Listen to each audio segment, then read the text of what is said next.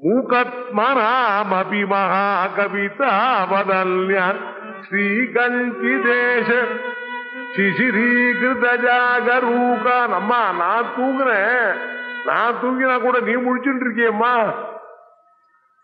குழந்தைகள் தூங்கினா கூட அம்மா பக்கத்துல முழிச்சுட்டு இருக்காளே, அதுக்கு ஜுரம் அடிக்கிறதா, அதுக்கு இழுப்பு வருதா, அதுக்கு மாந்தம் வருதான்னு பாக்குறாளே. ஜாகரூகானி ஏகம்பிரநாத தருணி கருணாவலோகானி. இப்படி மூகன் பாடினான். ஒத்தியா இல்லை, கிட்ட கிட்ட கிட்ட நெருங்கி வரா. நம்ம கிட்ட வரபோது குறைச்சுக்கிட்டே வரா. அவளுடைய ரூபலாவண்யமும் அவளுடைய தேஜஸும் அவளுடைய சைதன்யத்தை நம்மால பார்க்க முடியலனாலும் அவள் நமக்கு வரா. அவ எப்படி வர? கணேச ஜனரி துர்கா, கணேச ஜனரி துர்கா, ராதாலக்ஷ்மி சரஸ்வதி, கணேச ஜனரி துர்கா, ராதாலக்ஷ்மி சரஸ்வதி, சாவித்ரி பஞ்சகாதீத்யம் ஸ்மரல் பஞ்ச ஸ்வரூபிணி, சாவித்ரி பஞ்சகாதீத்யம் ஸ்மரல் பஞ்ச ஸ்வரூபிணி, கணேச ஜனனி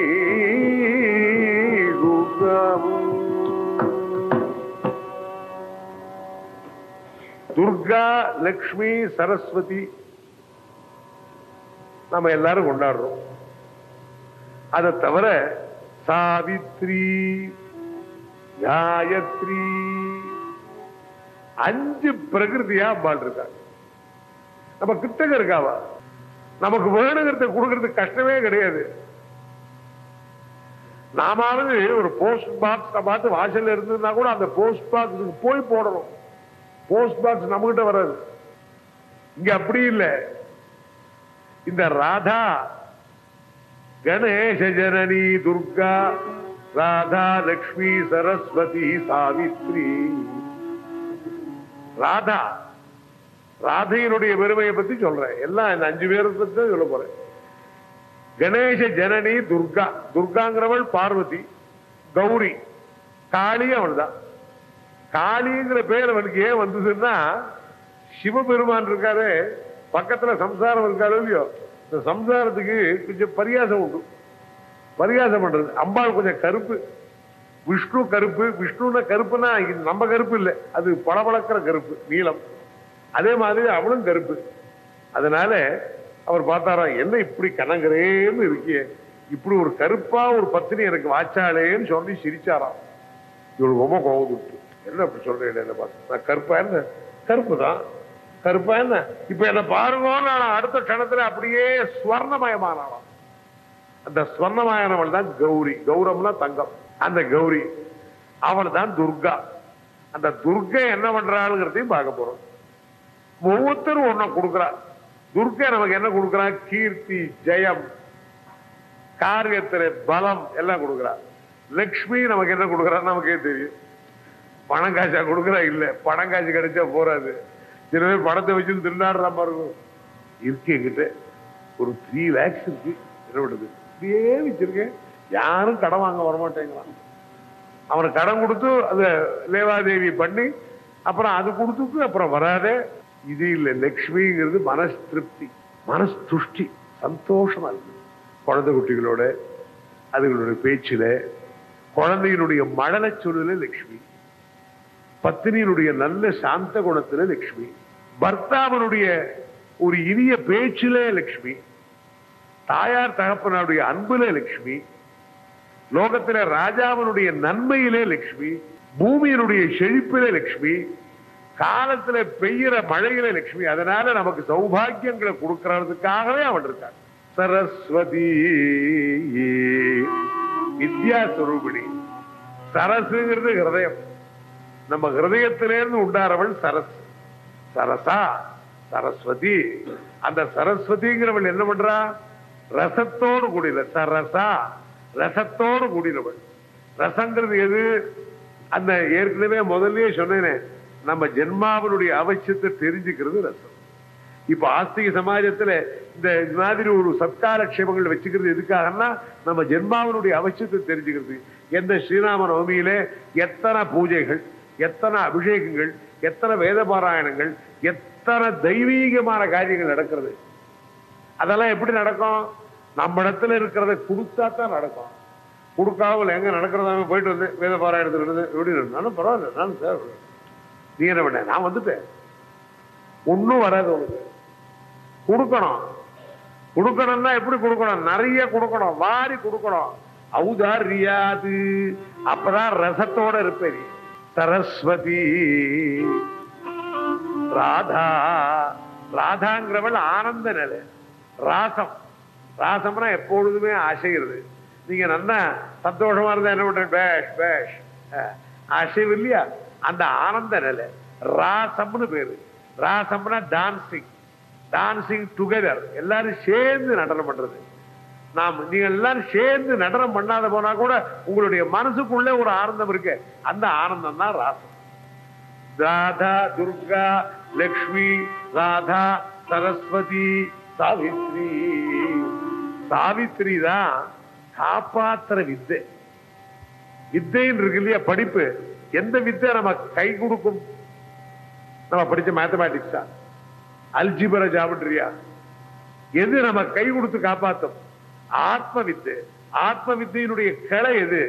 சாவித்திரிங்கிற ரூபத்துல நம்ம காப்பாற்றக்கூடிய வித்தை எதுவோ அது சாவித்திரி. அதனால என்ன பண்ணினா, இந்த 5 பேருமே லோகத்திலே நமக்கு எல்லாம் வரணும்னு பஞ்ச பிரகிருதி சுரூபிணியாய் வந்திருக்காங்க.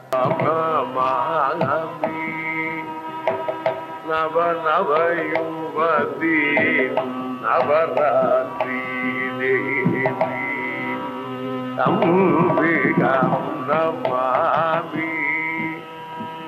நவ நவ தேவி நவராத்திரி அம்பிகாம் தேவி நமாமி.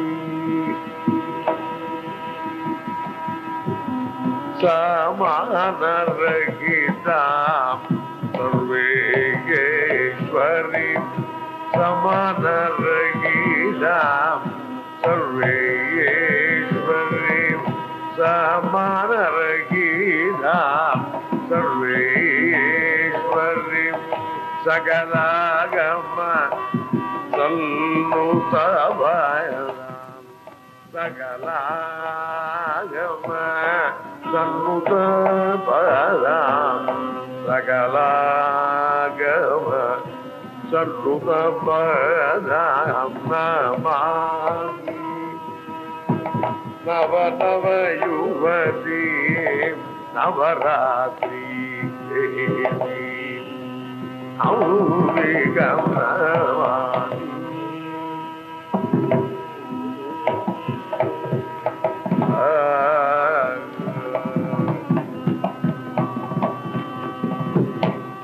யம பய நிவாரணி. யம பய நிவாரணி காமமோகினி. யம பய நிவாரணி காமரோகினி. காய क्लेशादि गाय क्लेशादि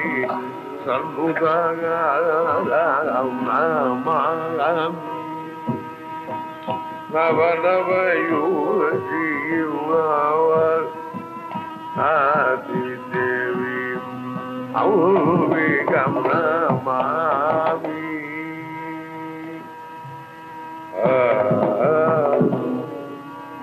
பயங்கரமான அசுரர்களான மகிஷாசுரன், சண்டன், முண்டன், சும்பன், நிசும்பன், ரக்தபீஜன், இன்னும் அத்தனையும் அவ்வளவு அசுரர்களையும் அம்பாள் தான் தோன்றி வதம் பண்ணினாள்ங்கிற சரித்திரத்தை கேட்டேன். அம்பாளுக்கும் அசுரர்களுக்கும் நடந்ததான யுத்தமானது மகத்தான ஒரு பெரிய சக்தியை கொடுக்கக்கூடிய யுத்தம். அது அந்த யுத்தத்தை பத்தி நினைச்சாலே, சண்டையை கேட்டாலே நம்மிடத்தில் இருக்கிற அசுர பாவங்கள் ஒடுங்கி போகுங்கிற. அசுரர்கள்னு என்னைக்கோ ஒரு நாள் வந்தாலும் இல்லை, அந்த அசுரால் இன்னைக்கும் இருக்கா. காரணம் என்ன? அந்த அசுர பாவம் அது எப்போதுமே இருக்கு. நெல்லு முளைச்சா கூடவே முள்ளு முளைக்கிறது இல்லையா? யாராவது முள்ளு முளைக்கணும்னு பிரார்த்திக்கிறாளா? நெல்லு முளைக்கணும் தான் கஷ்டப்படுறோம், கூடவே முள்ளு முளைக்கணும்னு யாராவது நினைக்கிறாளா? அதுதான் அதிகமா முளைக்கிறது. அது மாதிரி தான் இந்த உலகம் இருக்கிற பர்யந்தம் நல்லது இருக்கிற போது கெட்டதும் இருக்கும். சத்வகுணம் இருந்ததுன்னா கூடவே ரஜோகுணம் தமோகுணம் இருக்கும். இது ஒன்னோட ஒண்ணு சேர்ந்து இருக்கிறதுனால, ஒண்ணுக்கு அப்புறம் ஒன்னும் வர்றதுனால நம்ம அது வரபோது நம்ம ஜாக்கிரதையா இருக்கணும். சமுத்திரத்திலே ஸ்நானம் பண்ற போது அலை அடிக்கிறது, இந்த அலை அடிக்கிற போது பெரிய அலையா வரபோது நம்ம ஜாக்கிரதையா இருக்கணும். அலையெல்லாம் ஓஞ்சப்புறம் ஸ்நானம் பண்றதுங்கிறது முடியாது. சமுத்திரம் இருந்தா அலை இருந்துகிட்டு தான் இருக்கும். அந்த அலையிலே சின்ன அலைன்னு இருக்கு, பெரிய அலைன்னு இருக்கு. இந்த சின்ன அலை வரும்போது கொஞ்சம் பயம் இல்லாமல் இருக்கலாம், பெரிய அலை வரும்போது கொஞ்சம் ஜாக்கிரதையா இருக்கும். அது மாதிரி பெரிய அலையா இருக்கிறதான் ரஜோகுணம் தமோகுணம். இந்த ரஜோகுணம் தமோகுணத்துக்கு காரணமா இருக்கிறது எது? காமயேஷா குரோதயேஷா ரஜோகுண சமுத்பவா. காமம் குரோதம்ங்கிறதான ரெண்டு விதமான உடம்புல உண்டாகிறதான வியாதிகள். காமக்ரோதம்ங்கிறது நம்ம உடம்புல வியாதிகள் உண்டு. இந்த வியாதிகளை வச்சுக்கிட்டு இன்னும் பல வியாதிகள் வருது. நேற்றுக்கே சொன்னேன், ஆசா பாசங்கள், மத்சரம், கர்வம், அகங்காரம், டம்பம், புறத்தையாரு ஹிம்சை பண்றது, எத்தனை இருக்கு. இது 96 குணங்கள்ங்கிற 96 தோஷங்கள். ராகத்வேஷங்கள் 16. இந்த 16 தவிர இன்னும் 96 குணங்கள்ன்ற. அதனால இத்தனையோடைய நம்ம தினம் சண்டை போட்டுதான் ஆகணும். இத்தனையோட சண்டை போடுறதுக்கு என்னைக்காவது ஒரு நாள் தான் வருமே தவிர நித்தியம் சண்டை போட வேண்டிய அவசியம் இல்லை. அநேகமா நம்ம அந்த குணங்களோடைய நாமும் வாழ்ந்துட்டு இருக்கிறதுனால அந்த குணத்தினால கெடுதல்னு தெரியல நமக்கு. துர்நாத்தத்துக்கு நடுவிலேயே ஒருத்தன் இருந்தான்னா அவனுக்கு துர்நாத்தம் தெரியாது. சுத்தி வர சாக்கடை நாடுறது, அது ஒரு நாள் நாரும் 2 நாள் நாரும், அப்புறம் இவன் மூக்குக்கு பழக்கமாயிடும். வெளியில இருந்து புதுசா வந்தவனுக்கு தான் ஐயோ என்னையா இப்படி நாடுறது, இந்த வீட்லயா குடுத்தனம் இருக்கேன்னு சொல்லுவான். ஆனா அங்கேயே இருக்கிறவனுக்கு அது பழகி போயிடுது. அங்கேயே இருக்கிறவனுக்கு அது பழகி போயிடுறதுனால அவன் அதுக்கு நாத்தம்னே தெரியாது, அது சுகமா இருக்கு. ஒருத்தர் சொன்னார், சைதாப்பேட்டையில கொடுத்துட்டு இருந்தார். மெட்ராஸ்ல சைதாப்பேட்டைன்னு ஒரு இடம் இருக்கு. ரொம்ப நாளுக்கு முன்னாடி, இப்பெல்லாம் ரொம்ப எல்லாம் அபிவிருத்தி அடைஞ்சு கொடுத்து. அதுக்கு முன்னாடி நான் சொன்னது, அப்போ சைதாப்பேட்டையெல்லாம் கொசு ரொம்ப ஜாஸ்தி, சாக்கடையும் ஜாஸ்தி, ரோட்லயே சாக்கடையெல்லாம் ஓடும். ஒருத்தர் என்ன பண்ணினார், சைதாப்பேட்டையில இருந்தவர் பக்கத்துல எங்கேயோ ஆதம்பாக்கத்துல ஒரு கிரவுண்ட் வாங்கி வீடு கட்டிட்டு விட்டார். இந்த கொசு, இந்த துர்நாத்தம், சாக்கடை நாத்தம் எல்லாம் போய் ஆதம்பாக்கத்துல சுகமா காத்து, என்னமா காத்து வருது, எப்படி எல்லாம் இருக்குன்னு சொல்லிட்டு சொன்னாலேன்னு அவர் வீடு வாங்கி விட்டார்.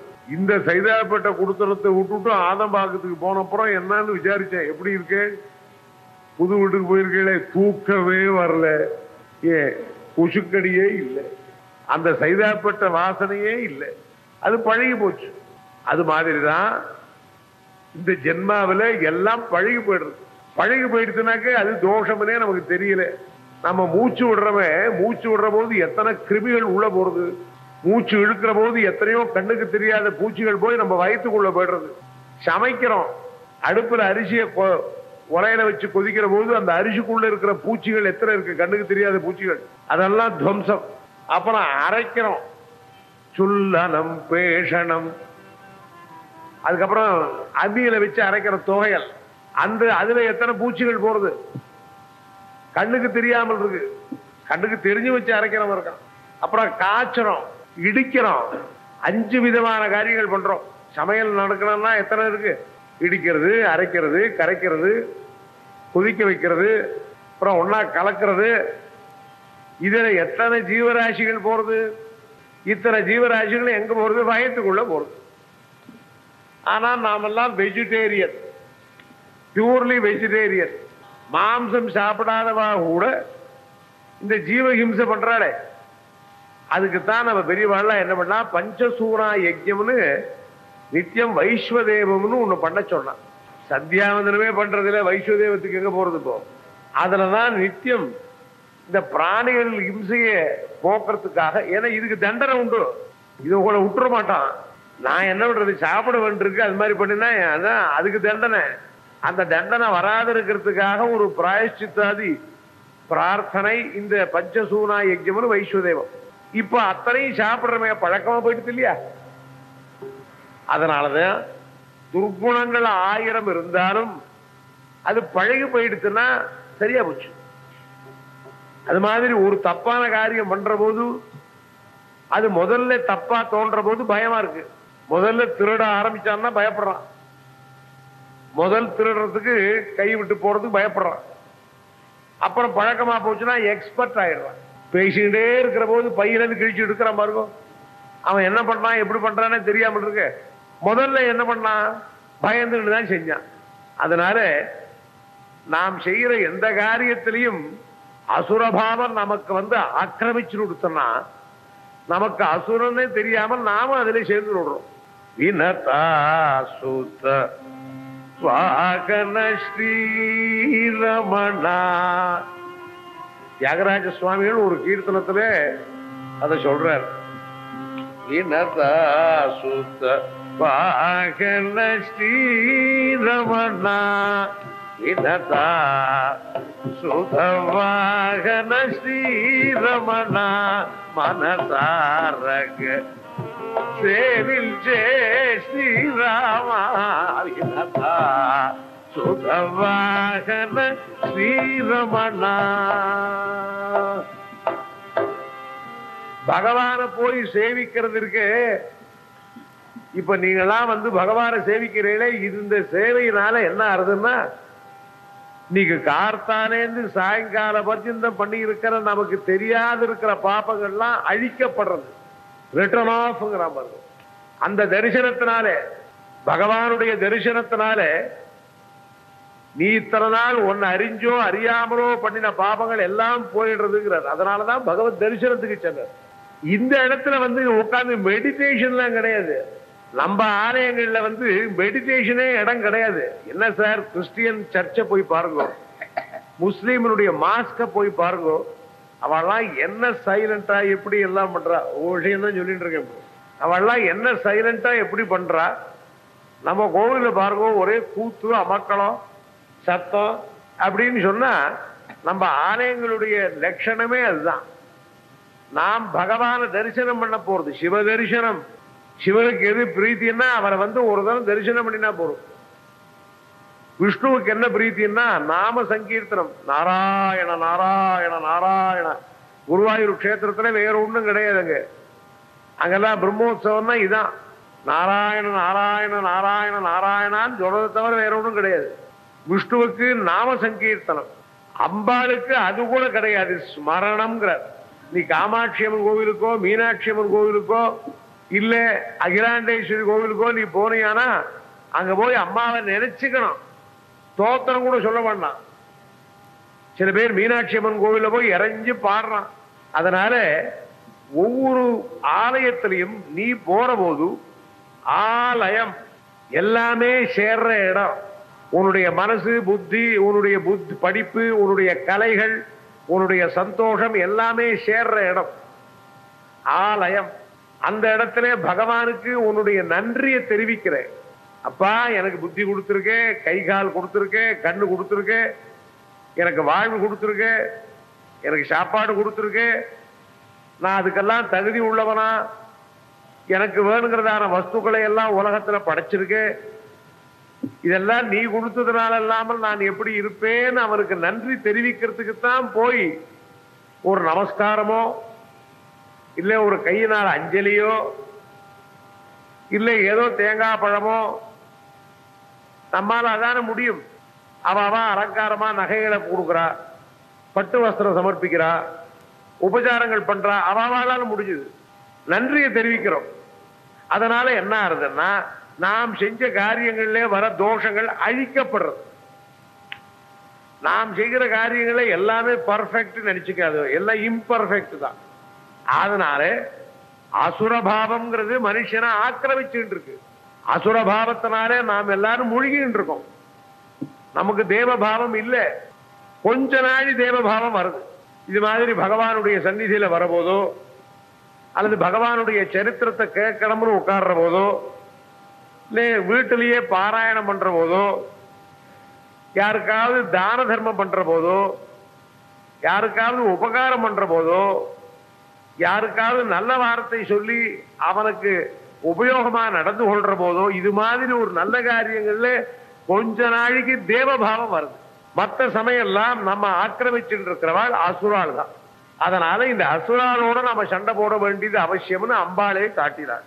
ராமராவண யுத்தத்தை பத்தி சொல்ற போது, ராமராவணயோர் யுத்தம் ராமராவணயோரிவா ககனம் ககனாகாரம் சாகர சாகரோபமா.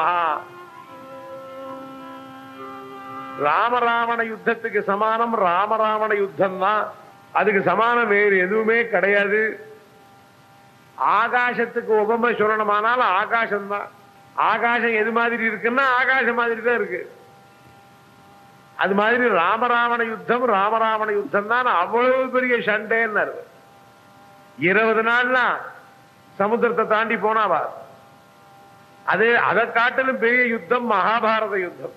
18 நாள் கிருஷ்ண பரமாத்மாவே கையில கடிவாளம் பிடிச்சு சாரதியா இருந்து யுத்தம் பண்ணி பயங்கரமான யுத்தம். பீஷ்மர், துரோணர், கர்ணன், சல்யன், அர்ஜுனன் இத்தியாதிகள்லாம் யுத்தம் பண்ணின அந்த பயங்கரமான யுத்தம் 18 நாள் யுத்தம். இதை தவிர இன்னும் எத்தனையோ யுத்தங்கள். ஷண்முகன், தேவசேனாபதியாய் இருக்கிற சண்முக பெருமான் நவவீரர்களான வீரபாகு முதலான தம்பிகளோடு கூட லட்சக்கணக்கான வீரர்களோடு கூடவே வீரமகேந்திர பட்டணத்தில் இருக்கிற சூரபத்மாதி அசுரர்களோட, தாரகனோட கூட, கிரௌஞ்சனோடு கூட, சிம்மமுகனோடு கூட யுத்தம் பண்ணினது அபாரமான யுத்தம். அதே மாதிரி பரமேஸ்வரன் திரிபுர சம்ஹாரம் பண்ண போற போது திரிபுராதிகளோடு யுத்தம் பண்றது அதே மாதிரி. இது மாதிரி அப்புறம் தேவாலும் அசுராலும் அடிக்கடி சண்டை போடுறா. தேவாசுரா சம்யத்த ஆசுர் வேதத்திலே சொல்ற அடிக்கடி அடிக்கடி சண்டை போடுறா. இது எல்லாத்தையும் காட்டிலும் பெரிய யுத்தம் அம்பாள் படின யுத்தம். அம்பாளுடைய யுத்தத்துக்கு ஈடு எதுவுமே கிடையாது. அம்பாளுடைய யுத்தத்துக்கு சமானமான யுத்தத்தை வர்ணிக்க முடியாது. அதைத்தான் சப்தசதின்னு வேத மந்திரபூர்வமான ஒரு கிரந்தமா வச்சு பாராயணம் பண்றோம்.